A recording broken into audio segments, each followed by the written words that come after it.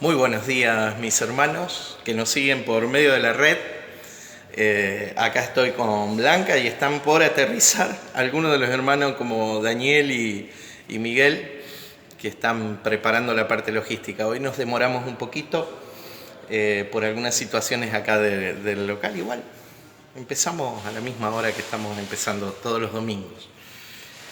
Así que muy bienvenidos a los que siguen el aula ICB desde su casa.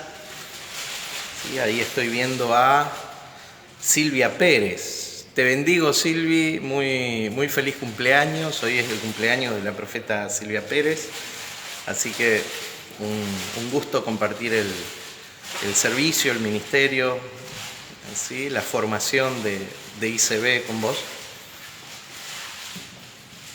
Bendecido domingo para vos. Si están, hola Federico y Teresa, también siguiendo el aula ICB. Bien, ellos están de visita. Avísale a Miguel que sí, estamos saliendo al aire, por favor. Cerrá la puerta y se escucha todo. Bien, gracias. Bueno, cosas que pasan por el vivo. Bien. Estamos en el capítulo 14 de Apocalipsis, extraordinario para nosotros. Hoy nos vamos a meter de lleno en la segunda venida de Cristo, ¿sí? En una visión preterista total. Lo anticipo, ya lo anticipo, porque tal vez muchos de ustedes escuchen por primera vez lo que vamos a soltar en este lugar, ¿sí? Desde el estudio del libro de Apocalipsis. Recuerden que para sintetizar el estudio de Apocalipsis que estamos haciendo, primero damos la explicación del texto, siendo lo más fiel que podemos al texto bíblico y, por supuesto, sin dejar de decir las cosas trascendentes e importantes. Y al final hacemos una aplicación, lo mismo vamos a hacer en este día, ¿sí? Pero vamos a renovar de alguna manera un principio que tiene que ver con una comprensión de la escatología de la iglesia. Permiso, voy a salir de cuadro un segundo, voy a buscar algo.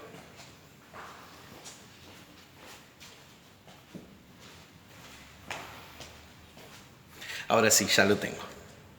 Están buenísimos tus mates, amigos. Mientras le damos tiempo a los hermanos que se vayan sumando.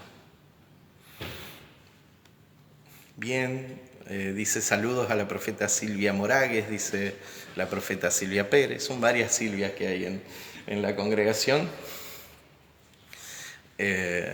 Así que bendecido día para todos ustedes.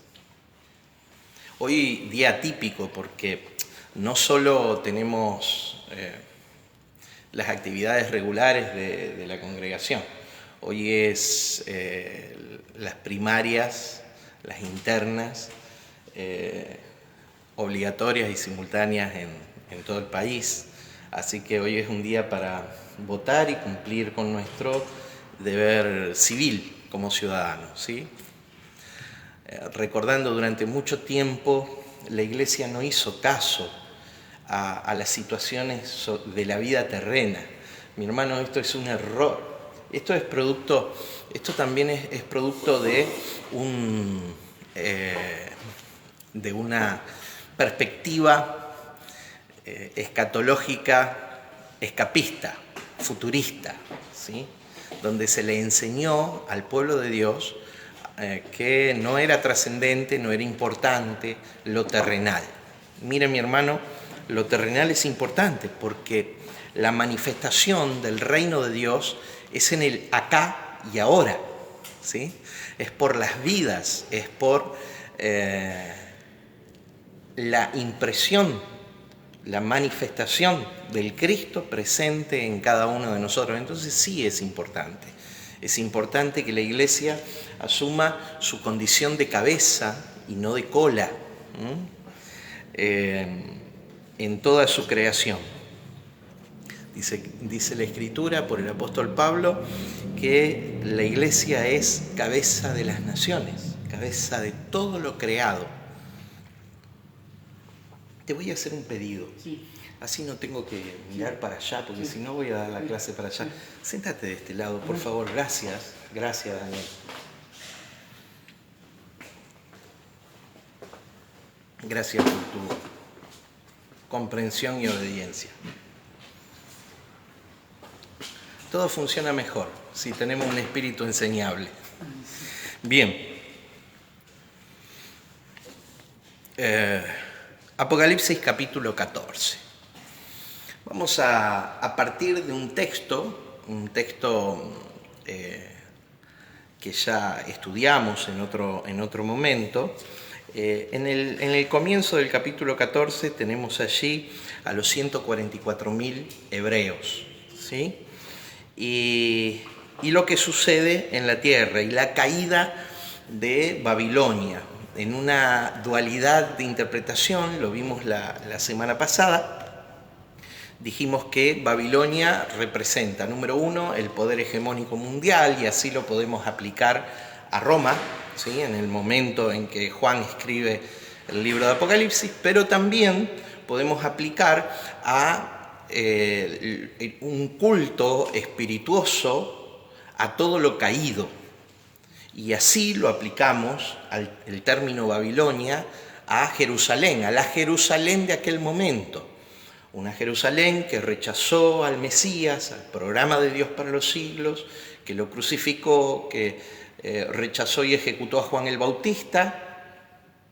Oh Jerusalén, Jerusalén, tú que matas a los profetas y apedreas a los que te son enviados, ¿cuántas veces he querido juntarte como la gallina junta sus polluelos debajo de sus alas y no quisiste?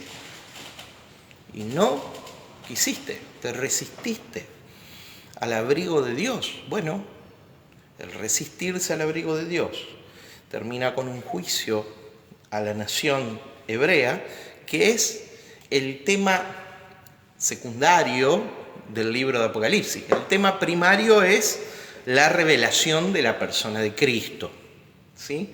Y el tema secundario es el cambio en la administración de los tiempos, ¿sí? Es el cambio desde el antiguo pacto al nuevo pacto. En ese cambio de la administración de los tiempos vemos una esposa en el antiguo pacto, Israel, que es de alguna manera repudiada. Aparecen ahí dos testigos, ¿sí? Como amerita de acuerdo a la ley mosaica, que testifican contra aquella esposa, y hay un matrimonio de Dios de Cristo con el nuevo programa del nuevo pacto, la iglesia de Dios, ¿sí? Entonces ya desciende la iglesia de Dios y se establece sobre la tierra. Eso es lo que vemos. ¿Cuándo sucede esto? Cuando en el libro de Apocalipsis se da cumplimiento al juicio de Dios sobre la nación del antiguo pacto. Y durante muchos años, especialmente en los últimos 200 años de la iglesia, un poco más, desde John Darby, aunque hay alguna antecedente previo, desde John Darby en adelante, ahí desde los hermanos de Plymouth, del sur de Inglaterra, donde él comienza, este hermano, a sistematizar la escritura de acuerdo a 7 períodos llamado dispensacionalismo, y habla de que el periodo presente es un periodo de gracia. Coincidimos con eso, estamos bajo un pacto de gracia, ¿no? En esto coincidimos, pero luego él dice que el periodo de gracia va a terminar con la venida de Cristo y va a comenzar un reino milenial, ¿sí? Un reino de 1000 años establecido sobre la tierra. Miren, mi querido hermano, el estado eterno no va a durar 1000 años, ¿sí? El estado de gracia permanente, del pacto eterno, no va a durar 1000 años, sino va a durar para siempre, ¿sí? Y tenemos que decir, para corregir esta forma de interpretación, que hoy estamos viviendo el día de Cristo, el día de plenitud. Hoy tenemos acceso a la dimensión de plenitud. No es algo que todavía debemos esperar. Yo hago una pregunta siempre,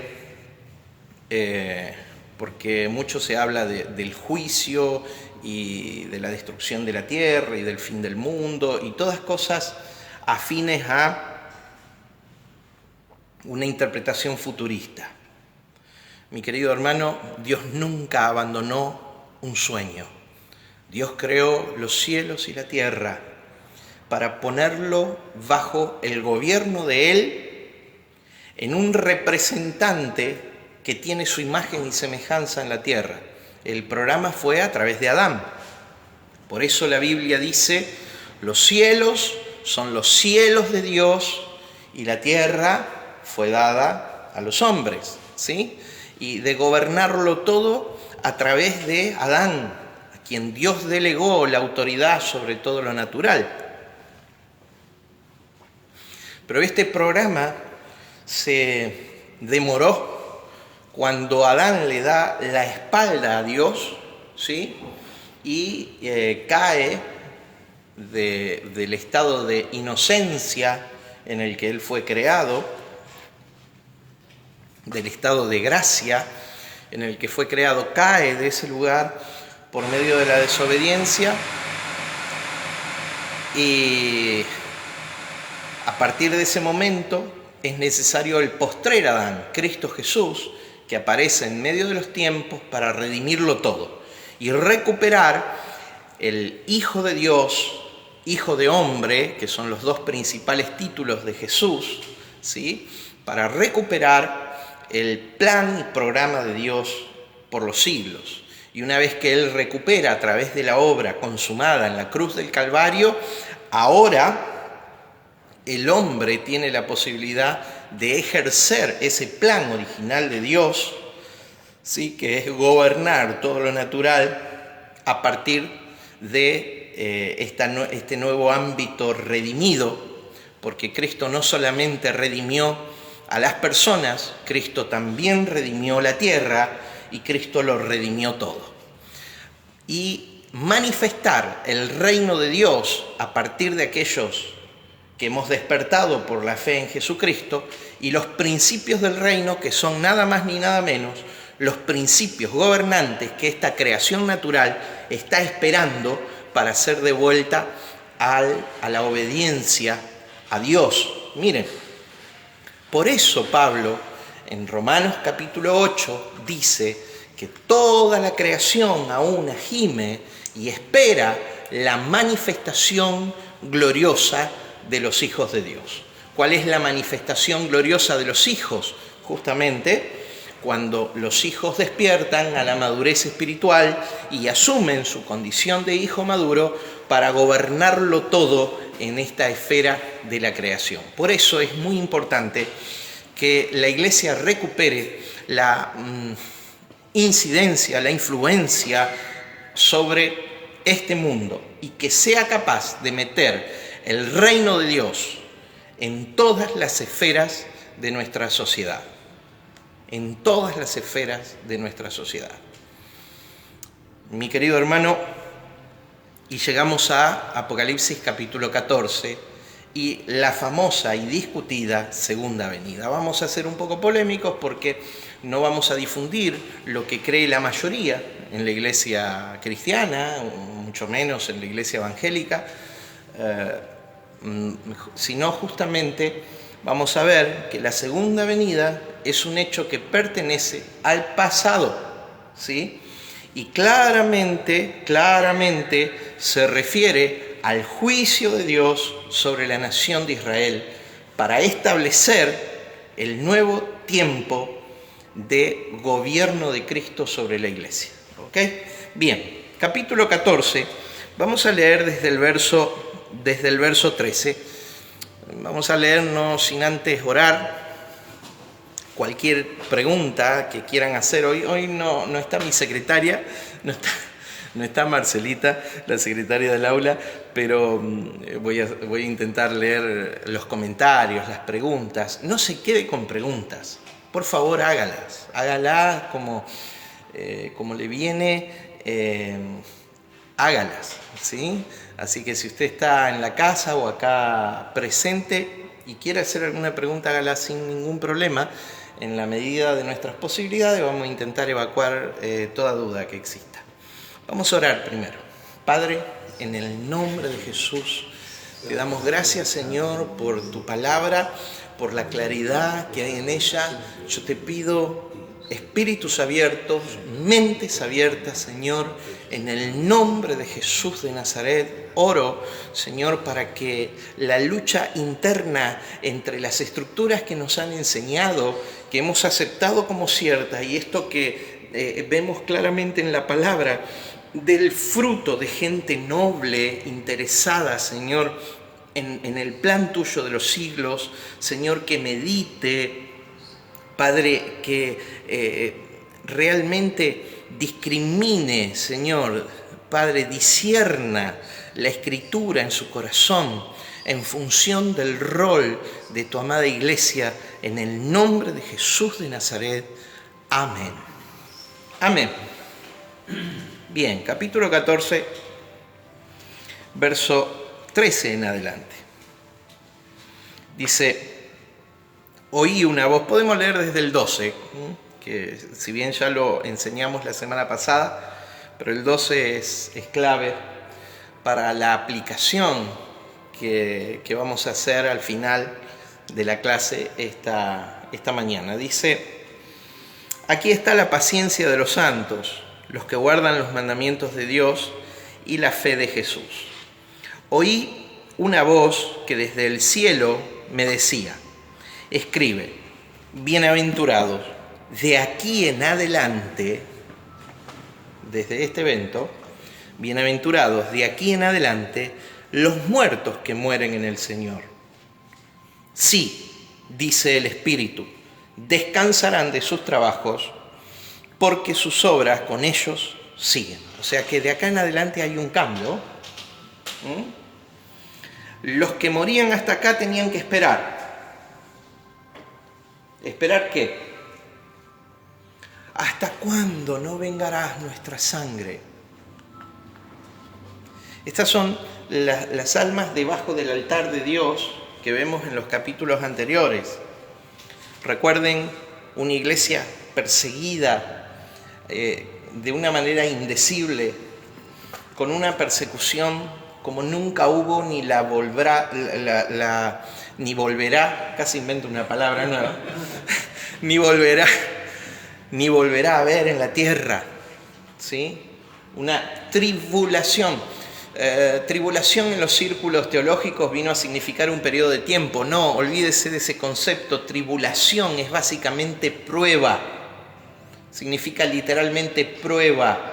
La palabra tribulación hace alusión a... Tiene de matriz una expresión en griego que es tríbulo, que es el nombre de una herramienta. ¿Qué es un tríbulo? Un tríbulo es una pesada piedra de molino, especialmente de molino de aceitunas. Los olivos eran puestos en una piedra plana y eran aplastados con un tríbulo. Imagínense cómo queda la aceituna después que una piedra circular de 1 tonelada de peso pasa por encima de ello, como un papelito. Claro. ¿Y qué le sale a la aceituna? El aceite. El aceite, el fino aceite del prensado en frío. Lo más exquisito del fruto de la aceituna, ¿no? El aceite, y es una figura, por eso Jesús estuvo en el Getsemaní. El Getsemaní es el molino de aceitunas, orando en ese lugar, y era toda una figura simbólica, ¿eh? Y por eso cuando hablamos de tribulación hablamos de prueba, no como nos enseñó tantos años el dispensacionalismo de 7 años de tribulación en la tierra. No es un periodo de tiempo. Tribulación es una prueba. Imagínense la prueba que los fieles a Dios, los 144.000 hebreos, más Todos los creyentes estaban viviendo en el Imperio Romano durante el gobierno de Nerón, que desde el año 67 en adelante, luego del incendio de Roma, ¿sí?, empezó a perseguir a la iglesia y al judaísmo. ¿Sí? Imagínense lo que vivían. Ellos eran encendidos como antorchas para iluminar la ciudad. Ellos eran crucificados igual que Jesús. Ellos eran, en ese momento, los fieles al mensaje de Cristo y al evangelio que se predicaba. Eran entregados a las fieras en el circo romano para hacer espectáculo al mundo, como dice la carta a los hebreos: vinisteis a hacer espectáculo al mundo, ¿no? Esa era la tribulación que se vivía en ese momento, esa era la hora de la prueba. Entonces, como dijo Jesús en Mateo capítulo 24, nunca hubo ni la habrá como en aquel momento. ¿Sí? Si bien luego hay muchos rebotes en la historia de grandes persecuciones, pero no como aquella persecución. 30 años después, en el gobierno de Diocleciano, que le llamaban, según algún autor histórico, el Nerón redivivo, porque era tan parecido a Nerón que algunos decían era el espíritu de Nerón operando en Diocleciano, ¿sí?, otro emperador romano. Luego otros más que vinieron, 10 emperadores que persiguieron a la fe cristiana, ¿sí?, hasta la llegada de Constantino, ¿sí?, que de alguna manera empatiza con la fe cristiana. Dicen algunos libros de historia que se convierte al cristianismo, ¿sí?, y oficializa la fe cristiana como la religión del imperio, con grandes errores también en ese lugar. En el año 329 sucede esto, en el 329 de nuestra era. Luego, después, hay grandes persecuciones más. La persecución de aquellos que difundían la palabra de Dios en la Europa del Este, ¿sí? Antes de la persecución en la Europa del Este, a cargo de la llamada Santa Inquisición, antes, en el corazón de Europa, en la zona de Austria, en los Alpes, ¿sí?, allí las ejecuciones de mártires de la fe, como John Huss, antes de la Reforma, y otras cuestiones más, por difundir la palabra de Dios en aquel tiempo en el que, qué contradicción, la misma iglesia perseguía a aquellos que difundían la palabra de Dios en otro idioma que no sea el latín, en los idiomas populares, ¿sí?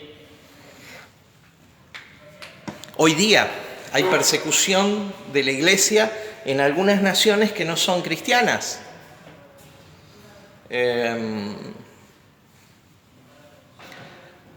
Durante muchos años, la Iglesia Nacional China, en plena dominio de un comunismo cerrado, ¿sí?, fue perseguida. Pero también a favor de aquella persecución tenemos que decir, tal vez de las más contemporáneas a nosotros, de las más grandes, contemporáneas a nosotros, nunca ninguna iglesia creció tanto como bajo aquella persecución en la China de aquellos tiempos, de los años 60, 70, 80 del siglo pasado. Exponentes olivos que dio la Iglesia Nacional China, tal vez uno de los maestros más importantes del siglo XX, Watchman Nee, que fue preso durante años, ¿sí?, del régimen comunista, y escribió de los libros más provechosos para el cristianismo de su tiempo. Y la Iglesia Nacional China creció, tanto que se cree que la Iglesia China no oficial tiene más de 100 millones de seguidores. Así que imagínense, ¿la persecución ahí perjudicó o favoreció? No, multiplicó. ¿Por qué la persecución favoreció? Porque en un ámbito de persecución solo quedan los verdaderos, hermano. Solo quedan los que han entendido el reino de Dios y la vida de Cristo. No quedan los curiosos. No quedan los que van a hacer negocios con Dios. ¿Qué negocio vas a hacer con Dios si el proclamar que sos cristiano te puede llevar la vida? Te puede llevar años de cárcel. ¿Sí? No le tengamos miedo a la persecución. Bien, capítulo 14 de Apocalipsis.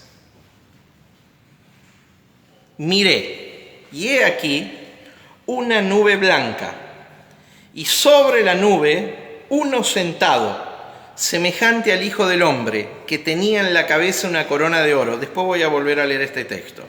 Y en la mano una hoz aguda. Una hoz. ¿Sabe lo que es una hoz?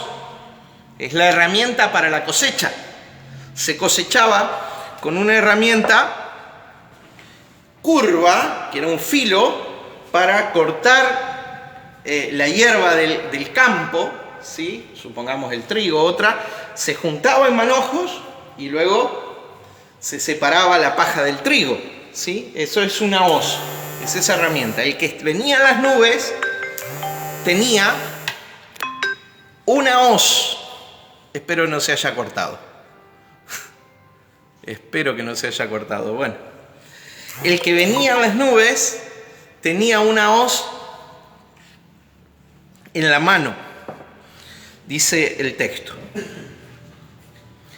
Y del templo salió otro ángel, clamando a gran voz, el que estaba sentado sobre la nube, al que estaba sentado sobre la nube: mete tu hoz y ciega, porque la hora de cegar ha llegado.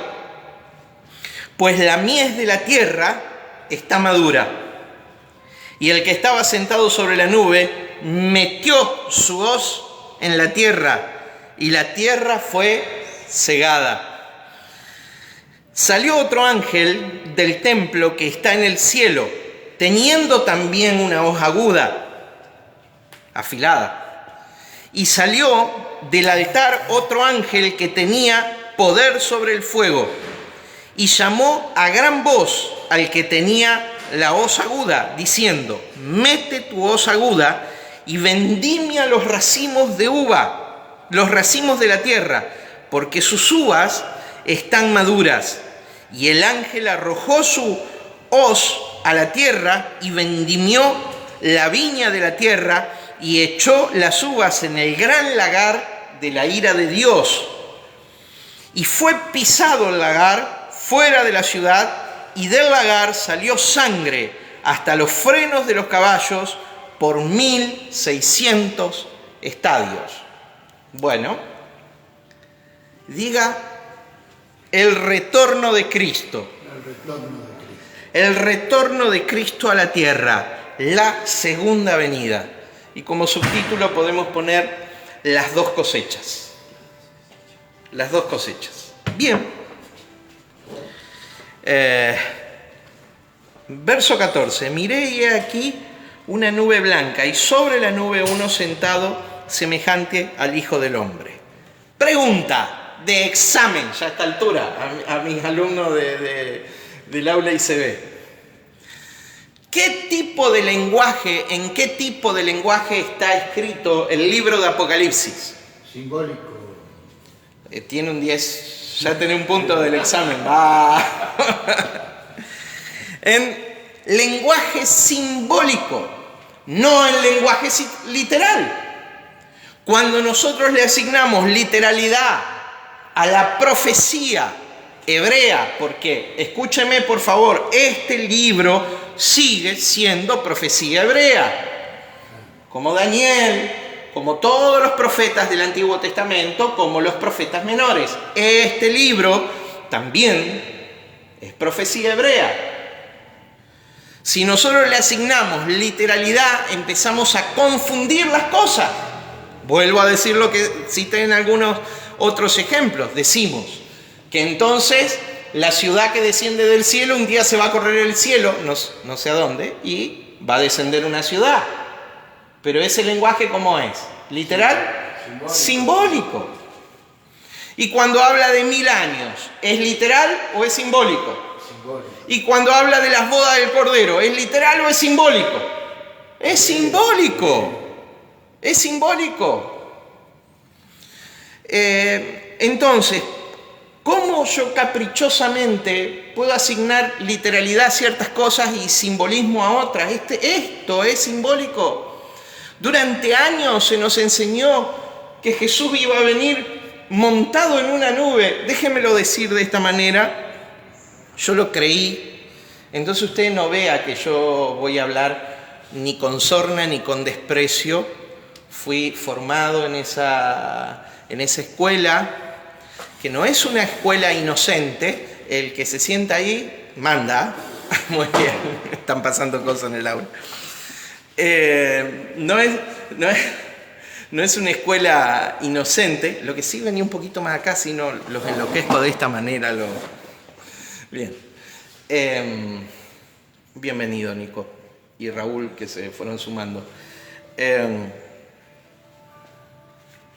La profecía hebrea es de naturaleza simbólica, que nos permite a nosotros la interpretación. Por eso, cuando hablamos de la bestia que tiene el 666, no es un sello puesto en la mano ni en la frente. Es el nombre de Nerón César Augusto. El 666 claramente es la interpretación del nombre de Nerón a través del alfabeto hebreo.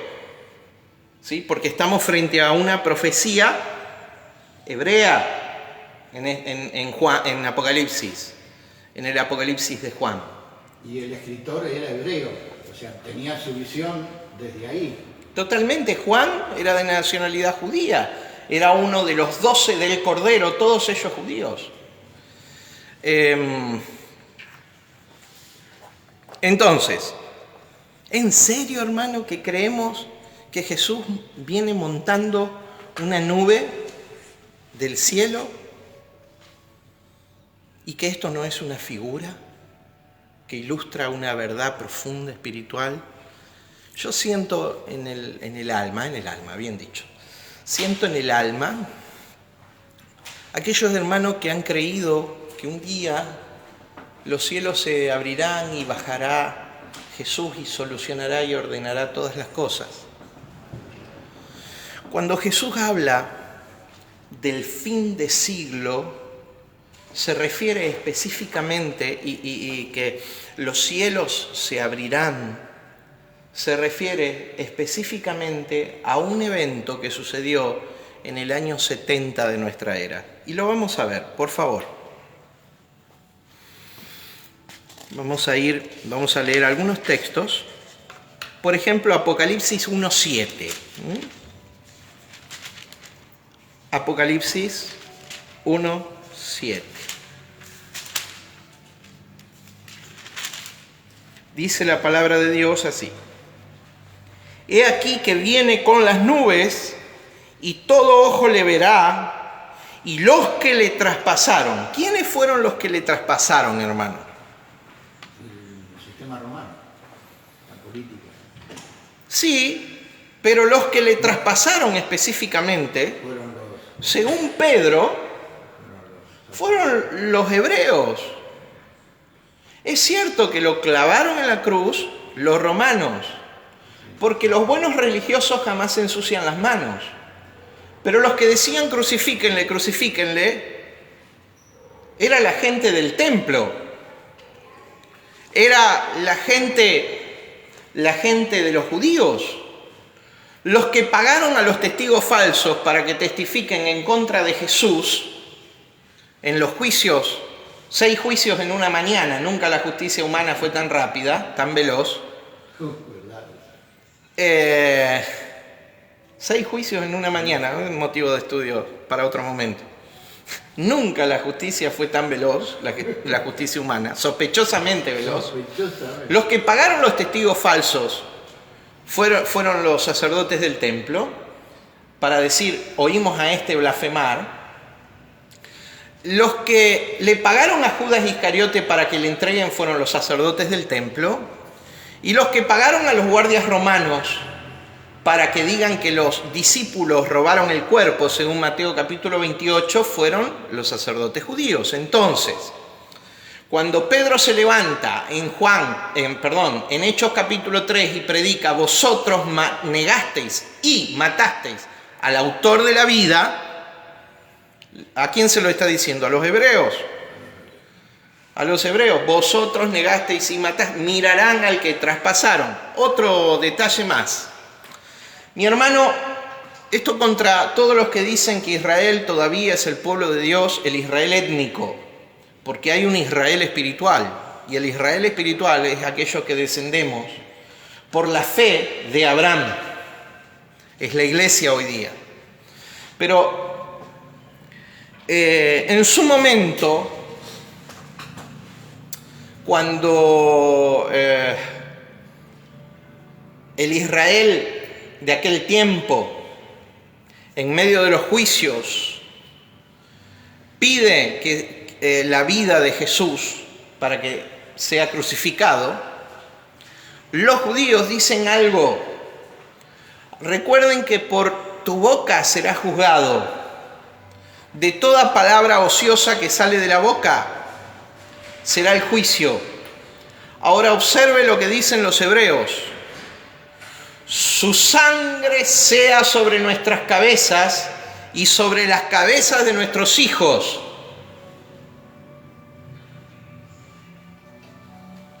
¿De quién estaba hablando? De la sangre de Cristo. Su sangre sea sobre nuestras cabezas y sobre la cabeza de nuestros hijos. Por eso el texto dice, mirarán al que traspasaron. Está hablando de la nación hebrea de aquel momento. Y de esa generación, porque Jesús dijo en Mateo 24, de cierto, salud, no pasa nada, estornude tranquilo. De cierto, no pasará esta generación hasta que todas estas cosas acontezcan. ¿Entiende? Entonces, ¿de quién está hablando? De la nación hebrea. Y esa generación no llegaba a los 40 años todavía, desde el año 30 al año 70 se estaban cumpliendo los 40 años de una generación para los hebreos, ¿sí? Entonces dice Apocalipsis 1:7, aquí que viene en las nubes, con las nubes, y todo ojo le verá, y los que le traspasaron, y todos los linajes de la tierra harán lamentación por él, sí y amén. En otro pasaje dice todas las tribus de la tierra. ¿A qué tierra se refiere? Y para entender a qué tierra se refiere es muy interesante la medida que aparece en el último texto del capítulo 14. Dice que la sangre, después vamos a hablar de la sangre y de dónde sale esa sangre, cubrió 1.600 estadios. 1.600 estadios era la dimensión del extremo norte de Galilea al extremo sur del desierto de Judea. Entonces, la tierra a la que hace alusión en ese espacio, las tribus de la tierra, está hablando de las 12 tribus de Israel. ¿Se entiende? 1.600 estadios es la medida que se tomaba en aquel tiempo desde el norte al sur de la tierra prometida. ¿Se entendió? Sí, sí. ¿Es claro? Sí, sí. Por eso esa medida tan exacta. Bien. Ahora, Mateo 24:30. Acompáñenme en la lectura, por favor. Mateo, capítulo 24, verso 30. Conozco las otras posiciones teológicas, no es que...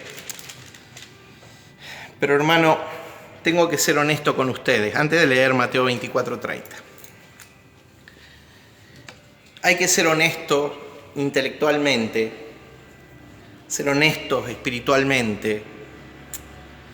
Y cuando nosotros hemos abrigado esto va a representar, por su tamaño, un argumento, tenemos que estar dispuestos a que si nos encontramos con un argumento superior por tamaño, inferior, superior por tamaño, ¿sí?, tenemos que ser honestos y reemplazar ese argumento inferior por un argumento superior, ¿sí? Hay que animarse a ser sinceros, a revisar nuestra fe, y si realmente pensamos en una venida futura, bueno, está bien, es parte de la mayoría de la iglesia, ¿sí?, que cree que un día Jesús va a venir en las nubes, ¿sí?, y no que esto sea una figura, un símbolo de algo que sucedió en la historia ya. Bueno, hay que animarse, si nos encontramos con un argumento con mayor solidez escritural, a reemplazar esos argumentos. Mateo capítulo 24, verso 30. Recuerden la pregunta que da origen al discurso, al sermón del Monte de los Olivos, que es Mateo 24 y 25, es verso 3, y estando sentado en el Monte de los Olivos, los discípulos se le acercaron aparte, diciendo: dinos, ¿cuándo serán estas cosas? ¿Qué señal habrá de tu venida? ¿Qué señal habrá de tu venida? ¿Qué señal habrá de tu venida? Y del fin de siglo. Los dispensacionalistas separan estas cosas y dicen son cosas diferentes. Pero estas tres cosas, ¿cuándo serán estas cosas? La destrucción del templo. ¿Qué señal habrá de tu venida? Y la del fin de siglo. Suceden las tres cosas juntas en el año 70, en la destrucción de Jerusalén, ¿sí? Porque, una vez más lo digo, era necesario que los elementos que todavía hacían operativo un pacto que ya no estaba vigente, que era el antiguo pacto, sean removidos de la tierra. Y esos elementos que todavía hacían practicable el antiguo pacto era el templo y la ciudad de Jerusalén, ¿sí? Eran necesarios que sean removidos de la tierra. Y cuando esos elementos que hacían operativo el antiguo pacto, el templo y la ciudad de Jerusalén, fueron removidos, entonces vino el tiempo de la plenitud, el día de Cristo. Y mi hermano, adelanto esto, el día de Cristo es hoy. El día de Cristo es hoy. No tenemos nada superior para esperar, más que nuestro estado eterno en la presencia de Dios el día que vayamos a Él. Pero hoy, en vida y sobre la tierra, el día de Cristo es hoy. Y si todavía no vemos operativo el día de Cristo gobernando con vara de hierro las naciones, es solo por la falta de luz de la iglesia, la falta de compromiso de los que despertamos a la fe, la falta de asumir rol y propósito en nuestra vida, porque el reino de Dios es la vida de Cristo a través de nosotros, ¿sí? Cuando nosotros asumamos que hoy es tiempo de manifestar la vida del Cristo resucitado que nos habita, entonces todas las cosas van a ser ordenadas bajo su autoridad y dominio. Pero bueno, depende de nuestra despertar, ¿sí? Bien, capítulo 24, verso 30. Luego del verso 29 dice Jesús: e inmediatamente después de la tribulación de aquellos días, o sea, de la prueba, de la persecución, el sol se oscurecerá, la luna no dará su resplandor y las estrellas caerán del cielo. Esto no puede ser literal, porque si caen las estrellas del cielo, ¿qué va a pasar? No queda nada, ¿no? Parece. Ah, claro. Entonces esto no puede ser literal. Esto tiene que ser simbólico. Esto es el cumplimiento de Joel, capítulo 2, ¿no? Bien. Dice, y las potencias de los cielos serán conmovidas. La potencia de los cielos serán conmovidas. ¿Qué significa? El sistema será transformado, será cambiado, será mudado, sacudido. Verso 30. Preste atención, por favor. Entonces aparecerá la señal del Hijo del Hombre en el cielo. Y entonces lamentarán todas las tribus de la tierra. ¿Cuáles tribus? Las 12. Las 12 tribus de la tierra prometida de Israel. Entonces lamentarán las 12 tribus de la tierra y verán al Hijo del Hombre viniendo sobre las nubes del cielo con poder y gran gloria. Mire, en la profecía hebrea, permanentemente vamos a ver en Ezequiel, ¿sí? Vamos a ver a Elías y a Eliseo, viendo como que se corre el cielo y entonces teniendo una visión celestial. Vamos a verlo aún en el Nuevo Testamento, al apóstol Pedro, teniendo la visión mientras oraba en la casa de Simón el curtidor, que se corre el cielo y tiene una visión. Entonces es propio de la profecía hebrea, pero no significa que el cielo se corrió. ¿Sí? Es un símbolo para dar una lectura espiritual. Bien. Luego, vamos a leer Mateo 13, que esa expresión fin de siglo está haciendo alusión al juicio de Dios sobre la tierra. Mire, Mateo 13, que habla del misterio del reino de los cielos, en un momento dice, ¿cuándo será el fin de siglo? Fin de eones, fin de la era, que era la era judía. Por favor, la era del antiguo pacto. Mateo capítulo 13, verso 39 al 43. Vamos a leerlo. Verso 39 al 43.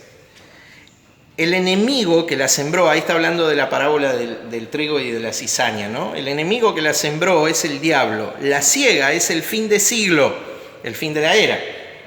¿Qué era? La era hebrea.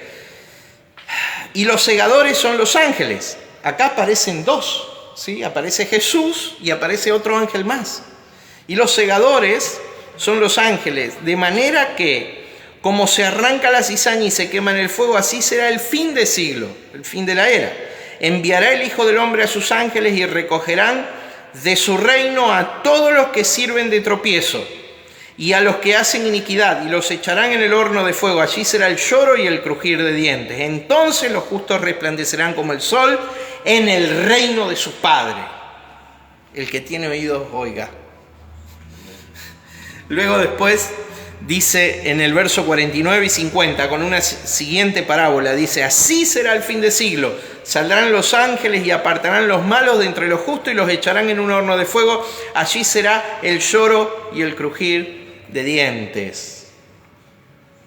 Hasta ese momento el que moría tenía que esperar. Pero bienaventurados los que a partir de ahora mueren, porque todas las obras que ellos hicieron están consigo. Porque a partir de la manifestación gloriosa de Cristo, que sucedió en el año 70, en adelante, todo lo que el hombre hizo fue edificar al Cristo presente en su generación. Todo eso que el hombre hizo, esas cosas permanecieron. ¿Dónde? Acá en la tierra. Y todo lo que se movió en el antiguo pacto, ¿qué sucedió? Esas obras fueron quitadas, ¿sí? Fueron arruinadas, hasta el templo y la ciudad de Jerusalén. Bien. Entonces, volvemos a Apocalipsis, capítulo 14. Miré aquí una nube blanca. Vuelvo a preguntar, a ver si están despiertos o se marearon con tanta información. La nube, ¿es simbólica o es literal? Simbólica. Es simbólica. Entonces, cuando en Hechos capítulo 1, del verso 10 al 12, los ángeles se presentan cuando ellos quedan extasiados porque Jesús asciende así hacia los cielos. Y ellos quedan extasiados así. Y venga un ángel que le dice: varones galileos, ¿qué están viendo? Este mismo Jesús, así como ascendió al cielo, ¿volverá? ¿Volverá? ¿Y cuándo será el tiempo? ¿Cuándo restaurarás el reino? No les toca a ustedes, muchachos, saber los tiempos y las ocasiones, le había dicho Jesús. El reino era restablecido para ellos en la iglesia de Cristo después del año 70 de la destrucción de Jerusalén. ¿Sí? Decile al que tenés al lado: bienvenido al reino. Bienvenido al reino, bienvenido al reino. Bienvenido al reino. Estamos en el reino del Cristo presente.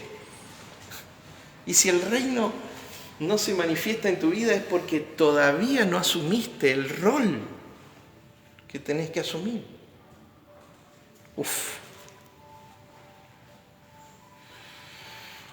Bien. Y tenemos a continuación, del verso 15 en adelante, a dos cosechas. La primera cosecha es la del fruto del reino. La del fruto del reino. Y la segunda cosecha es la de los impíos. La primera cosecha justos.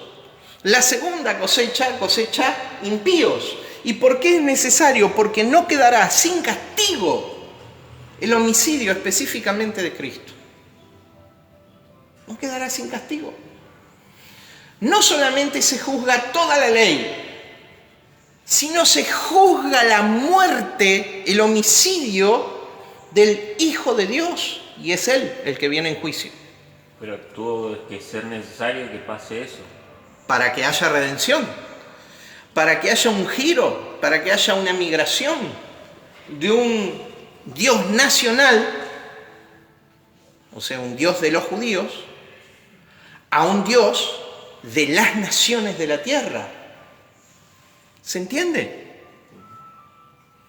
Cristo no solamente redime a las vidas, sino que Cristo lo redime todo. Sí, O sea que Miguel. el pueblo judío está sabiendo esto y es por eso que hay muchos pro-judíos en el mundo para que esto no suceda. Quiero decir algo.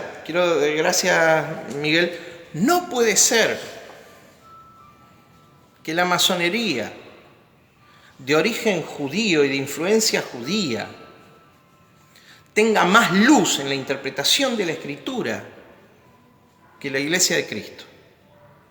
Por favor, animémonos a revisar esto, porque los argumentos de una venida futura de Cristo están a favor de sostener todavía que el Israel étnico es el pueblo escogido de Dios.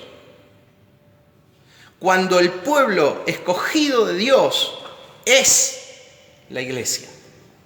O sea, ahí es donde Esto se tenía que decir, muchachos, así, en estos términos. no es ahí donde entran los intereses políticos. Sí, La totalmente. nacionalidad. Totalmente. Te puedo mostrar videos donde el primer ministro israelí, el anterior, Benjamín Netanyahu, dice que el Israel no tiene mejor aliado, mejor amigo que la comunidad evangélica internacional. Y cuando nosotros recorremos iglesias sin sentido, vemos símbolos hebreos adentro de las congregaciones, vemos que hay un atraso interpretativo de la fe. mientras la solución va a venir de una venida futura de Cristo para la mayoría de la cristiandad, este argumento es una anestesia a nuestra responsabilidad presente de lo que debe suceder en el mundo a partir de la manifestación de Cristo desde la iglesia. ¿Se entiende? Entonces esto no es inocente. ¿No es inocente? ¿No es inocente que el movimiento sionista sea acuñado en la Inglaterra del siglo XIX, cuando el Imperio Otomano es deshecho y Francia e Inglaterra se reparten la tierra? ¿No es inocente que en los Estados Unidos, donde hay una preponderancia judía, ¿sí?, tanto en la política como en la economía, en la cultura, en casi todas las esferas, se impulsen este tipo de creencias? No es inocente, hermano. La inocencia es el pecado de los corderos. Y Dios no nos ha hecho corderos, nos ha hecho leones, si es que verdaderamente resucitamos con Cristo Jesús. Y la cabeza de las naciones hoy no es ninguna organización humana, es la Iglesia de Cristo, que manifiesta la presencia de Cristo Jesús. Bueno, este es el motivo por el cual el preterismo fue arrancado de la interpretación bíblica. Bien. Sigo adelante. Va a salir, yo estimo que este año, un material que estoy escribiendo, donde hablo de todas estas cosas, hablo de la historia, hago un pantallazo entre muchas otras cosas más, no es exclusivo de esto, pero hago un pantallazo de lo que es la conciencia Cristo en nosotros. En ese libro va a salir, se llama Epifanías, ¿sí? Y el copete del libro es hombres por fuera, Dios por dentro. Eso es la esencia, la naturaleza de la iglesia. Pero bueno, le pido que cuando salga este libro, lo consuman, porque realmente es una visión clara del preterismo. Es un libro bastante más grande, es mucho más grande que este otro que hemos escrito. Así que oren por eso, lo estoy haciendo en este momento, ¿sí? No entró a la editorial todavía me falta escribir un par de capítulos más. Pero bueno, de paso lo anuncio, y oren por favor por ese material. Bien, sigo. Entonces tenemos dos siegas, dos cosechas ahí. Dos cosechas. La siega es la cosecha, en el vocabulario bíblico. Dice que el que está montado en las nubes, Jesús, tiene en su mano una hoja aguda. ¿Para qué? Para hacer lo que él dijo en Mateo capítulo 13, que es levantar la primer cosecha. La primer cosecha es una cosecha para vida, ¿sí? Dice, y del templo salió... Esta es la mies madura, la cosecha de la mies madura. Y del templo salió otro ángel clamando a gran voz al que estaba sentado sobre la nube: mete su hoz y ciega, porque la hora de cegar ha llegado, pues la mies de la tierra está madura. Y el que estaba sentado sobre la nube metió su hoz en la tierra, y la tierra fue cegada. Miren, cuando el ejército romano, el ejército bajo el mando de Tito, sitia, luego de 3 años y medio de guerra, gran parte bajo el comando de su padre, Vespasiano, ¿sí? Pero el último tiempo bajo el comando de Tito, cuando Nerón era emperador, Vespasiano estaba a cargo de las legiones romanas en la guerra contra los judíos. Cuando Nerón muere, Nerón se suicida, lo llaman a Vespasiano para asumir el gobierno y ser nombrado emperador, y Vespasiano nombra a su hijo Tito como el general de ese teatro de operaciones contra los judíos.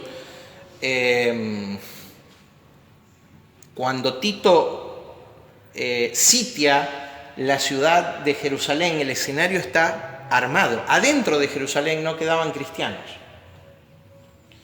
¿Por qué no quedaban cristianos adentro de Jerusalén? Porque Jesús les había dicho: cuando ustedes oigan de guerras y rumores de guerra, ¿qué tenían que hacer? Irse de Jerusalén. No desciendan a buscar su capa. Váyanse. O sea, cuando ustedes escuchan que hay un ejército que se aproxima a la ciudad, eran 4 legiones romanas con las que Tito sitió Jerusalén, huyan, porque después no iban a poder huir. ¿Sí? Huyan. Y de la higuera aprended que cuando el tiempo viene, o sea, Jesús le está diciendo: lean las señales de los tiempos. Cuando ustedes vean que un ejército se acerca a la ciudad de Jerusalén, huyan. No había cristianos en Jerusalén, en el sitio. De alguna manera, la mies fue recogida, protegida de la tremenda matanza que iba a haber en aquella guerra. ¿Sí? Entonces tenemos a Jesús segando para el reino de su Padre. Y cuando entran y pasan el juicio de la venida del retorno de Cristo a la tierra, entran al reino de su Padre vivos. Pero ¿qué sucede? Luego hay otra cosecha más. No se quedó con esa cosecha. Hay otra cosecha. Dice: salió otro ángel, verso 17, del templo que está en el cielo, teniendo también una hoja aguda. Mi pregunta es: ¿esto es literal o simbólico? No, es simbólico. Es simbólico. Estamos interpretando profecía hebrea. Hubiera sido literal, hubiera tenido que ser un gigante de no sé cuántos metros y una hoja inmensa. Esto es simbólico. Entonces, hermano, los que siguen mirando la nube y esperando que Jesús arregle todo, Cristo arreglará todo. Ahora, ¿desde dónde opera Cristo? Desde nosotros. ¿Entendés? Oh, Padre, que se le revele a mis hermanos. ¿Desde dónde vendrá la solución? Desde nosotros. Soy importante para el plan de los siglos. Desde mí mismo vendrá la solución. No de otro lado. Será con todo lo que soy y tengo, porque todo eso fue redimido para Dios. Desde mí mismo vendrá. Por eso la iglesia tiene que estar metida en todos los sistemas terrenos. Porque ¿de dónde viene la solución? De Cristo. ¿Y dónde está Cristo? Ah, Cristo está en el cielo. No, Cristo está en nuestra vida, mi hermano. Cristo está en nuestra vida. ¿Y cómo es que todo ojo le verá? Algunos creen, yo conocí a alguien que decía, no, porque ahora en el internet, ¿viste? El día que venga Cristo se va a transmitir por internet. Sí. No, mi hermano, todo ojo ve a Cristo en la vida de sus hijos. En la vida de sus hijos. No hay nadie que pueda decir, no, yo no vi nunca a Cristo. Todo ojo ve a Cristo en la vida de sus hijos. Ve la obra de Cristo, el poder de su resurrección, ve la obra de Cristo, ve la ganancia de la cruz, ve en la vida de sus hijos. Sigo, por favor. Y hay una segunda cosecha. Esta cosecha ya no es una cosecha de justos, sino es una cosecha de injustos. ¿Sí? Ahí están los que permanecieron en Jerusalén, en el sitio de la ciudad, los que permanecieron en sus pecados, especialmente el pecado que los acusa a Pedro: vosotros negasteis y matasteis al autor de la vida, o que los acusó Esteban, último de los mártires, el rechazo del testimonio del Espíritu Santo a la nación de Israel, cuando Esteban, lleno del Espíritu Santo, les dice: vosotros colmáis la medida de vuestros padres. Ellos mataron a los profetas, persiguieron a todos los que les fueron enviados. Fue terrible para los judíos escucharlo a Esteban. Salió otro ángel del templo que está en el cielo, teniendo también una hoz aguda, y salió del altar otro ángel que tenía poder sobre el fuego, y llamó a gran voz al que tenía la hoz aguda, diciendo: mete tu hoz aguda y vendimia los racimos de la tierra. Ahora ya no es trigo lo que es cosechado, no es grano lo que es cosechado, ahora es uva. Y es necesario que la cosecha de los impíos sea uva, porque esto fue lo profetizado por Isaías, lo profetizado por todos los profetas, pero básicamente Isaías 63. Quiero que lo leamos, por favor. ¿Por qué uvas? Porque las uvas representan, y hay una acción con las uvas que van a representar, a ilustrar claramente la ira de Dios, ¿sí? El juicio sobre los impíos. Isaías 63 dice: ¿quién es este que viene de Edom, de Bosra? Viene, parousia, con vestidos rojos. Este hermoso en su vestido. ¿Vestido de qué color? Rojos. Los vestidos de Jesús eran blancos, pero este viene con rojos. ¿Por qué vestidos rojos? Que marchan la grandeza de su poder. Está hablando de su segunda venida y el juicio sobre la nación hebrea, sobre los impíos que le mataron. Mire, dice: yo, el que hablo en justicia, grande para salvar. ¿Por qué es rojo tu vestido? Y acá viene: y tus ropas como el que ha pisado lagar. ¿Qué es un lagar? Un lagar es un lugar donde se ponen las uvas y a través de la mecánica de pisarlas con los pies se extrae el líquido que luego viene a ser, después de la maduración, de la fermentación, el vino. ¿Sí? Entonces,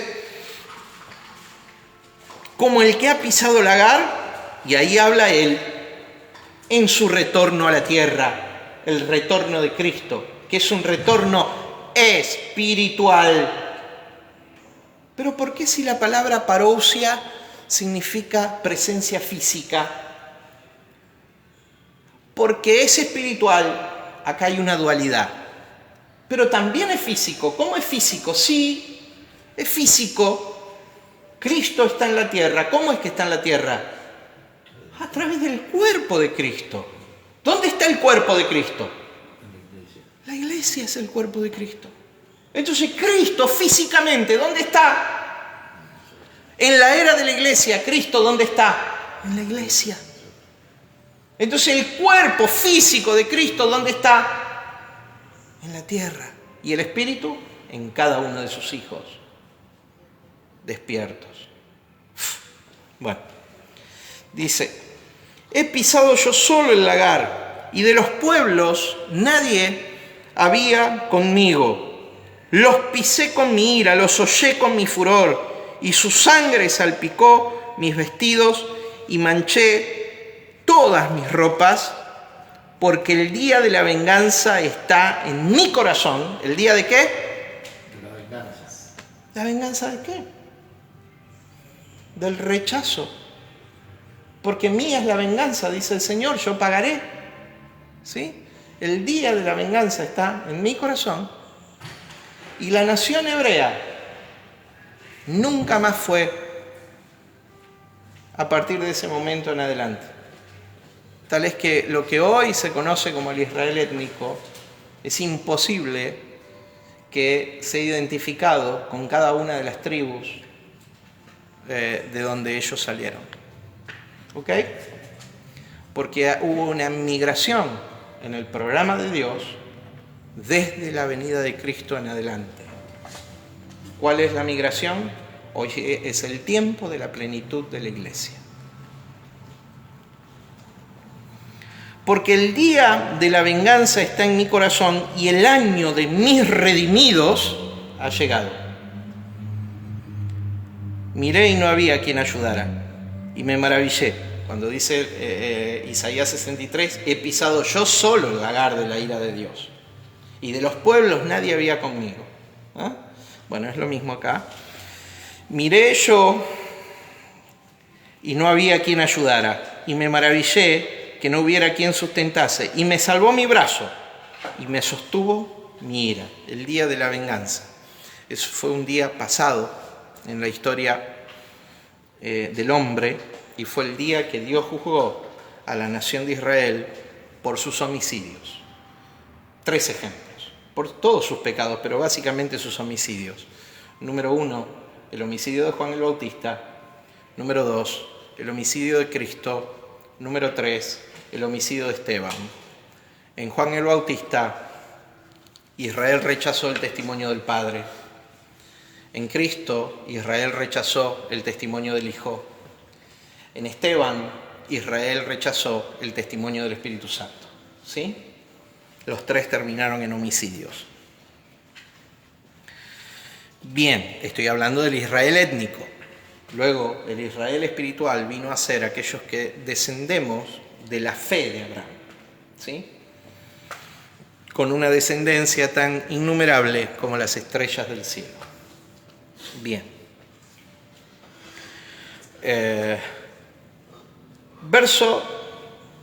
Estoy en Isaías.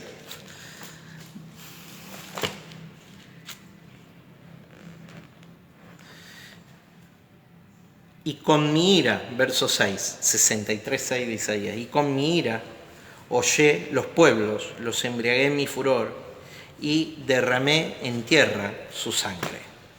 Capítulo 14 de Apocalipsis, ahora verso 20. Y fue pisado el lagar fuera de la ciudad. Se dice que cuando Tito toma en 3 etapas, en 3 momentos, el asalto a Jerusalén. Cuando Tito toma la ciudad nueva, la más débil de defender, asalta los primeros muros de la ciudad de Jerusalén, como señal para todos aquellos que todavía resistían adentro de la vieja ciudad, del segundo muro, ¿sí? Toma 500 soldados judíos rebeldes y los crucifica afuera de Jerusalén. Usted imagínese por un instante la escena de 500 cruces cargando la agonía de esas personas. La señal para aquellos que estaban adentro era: si esto les pasó a ellos, ustedes no crean que les pasará algo mejor, que correrán mejor suerte, mejor destino. ¿Sí? Aún así, los hebreos que estaban adentro no se rindieron, no se entregaron. Fuera de la ciudad fue crucificado Jesús. 40 años después había 500 cruces de aquellos que dijeron: su sangre sea sobre nuestras cabezas y sobre la de nuestros hijos. ¿Entiende? Esto pasó, hermano, es dato histórico. El juicio los alcanzó. La sangre sea sobre nuestras cabezas y sobre la de nuestros hijos. Ahí estaban ellos y sus hijos.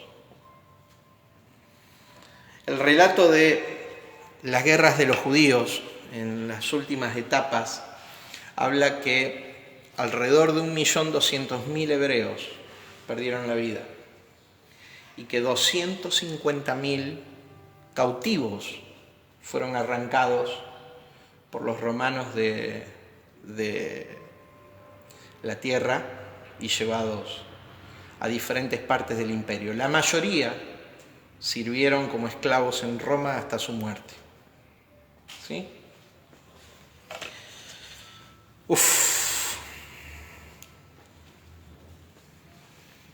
Y dice verso 20, y fue pisado el lagar fuera de la ciudad, y del lagar salió sangre hasta los frenos de los caballos. Cuando vos pisás las uvas, ¿qué sale? Vino. Una metáfora de la sangre. Esto fue la destrucción.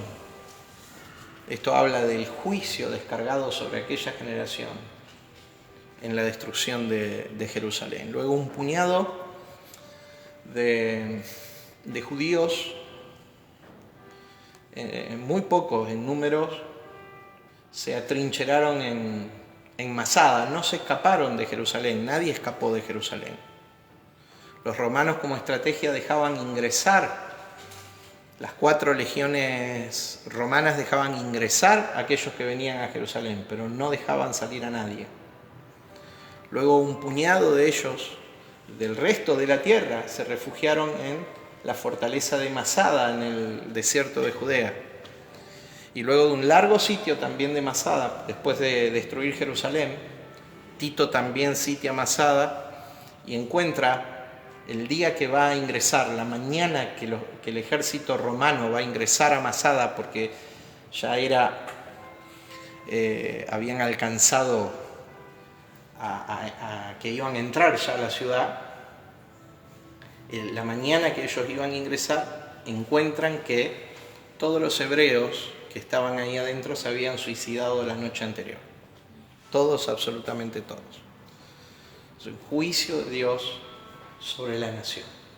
Esto sucede 3 años después, 3 años y medio después, en el desierto de Judea, ¿sí? También por mano del general Tito, que después sucede a Vespasiano como emperador del Imperio Romano. Y esto es importante, porque acá es una puja de reyes. Esto es una puja de reyes. Es el rey del cielo o el rey de la tierra. ¿Sí? El rey de la tierra, el emperador romano, en este caso personificado por Nerón, luego por Vespasiano, luego por Tito, en esa secuencia. El rey de la tierra en confrontación con el rey del cielo. Entonces luego vamos a ver, luego de ver el juicio sobre Babilonia, vamos a ver cómo Jesús se presenta como el rey del cielo en la tierra. ¿Ok? Y está la puja de estos 2 reinos, del reino terrenal y del reino espiritual. ¿A qué reino perteneces, mi hermano? Porque Él nos hizo. No dice nos hará. ¿Puedo señalar? Él nos hizo reyes y sacerdotes para Dios nuestro Padre. Hay un nuevo sacerdocio del nuevo pacto. Hay un nuevo gobierno del cielo en la tierra. Y eso es a través de la iglesia, esa nación santa, el Israel espiritual, simiente espiritual de Abraham, padre en la fe de todos los hijos de Dios. Mi hermano, espero haya podido edificar tu vida, bendecirte con una nueva perspectiva, visión, concepción de la espiritualidad mucho más funcional al rol de la iglesia hoy. En medio de todo esto, una aplicación. Disfrutá del día de Cristo, porque el día de Cristo es hoy. Disfrutá de la plenitud, de la libertad gloriosa de los hijos. Pero esto solamente se puede alcanzar a través de hijos maduros, responsables de lo que hemos recibido de parte de Dios para manifestar, que es nada más ni nada menos que la vida de Cristo a través de nosotros. Esto es el reino de Dios manifestado. Nosotros no estamos, como dicen muchas canciones por ahí que cantamos, sin revisar ni pensar lo que decimos. No estamos para establecer el reino de Dios. El reino de Dios ya fue establecido.